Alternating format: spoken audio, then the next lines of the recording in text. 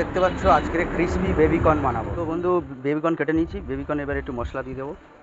মশলা দিলাম লবণ, এবার দিয়ে দিচ্ছি একটু টেস্টিং পাউডার, একটু চিনি দিয়ে দিচ্ছি, একটু কালো গোলমরিচ মানে ব্ল্যাক পেপার দিয়ে দিলাম, একটু রেড চিলি সস দেবো, একটু রেড চিলি সস দিয়ে দিলাম। এবার দিয়ে দিচ্ছি একটু সয়া সস দিয়ে এটা ম্যারিনেট করবো। বেবিকর্ন এই তেলে ফ্রাই করে নিচ্ছি। বেবিকর্ন ফ্রাই করা এই হয়ে গেছে। এবারে এটাকে তুলে দেবো।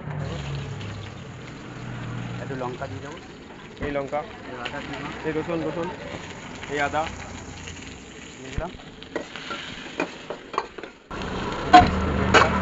এই বেবিকর্ন ছেড়ে দিয়েছে। সস দিয়ে দিলাম, এই রেড চিলি সস, একটু সোয়া সস দিয়ে দিলাম, সোয়া সস দিল, এই টমেটো সস দিয়ে দিচ্ছি, টমেটো,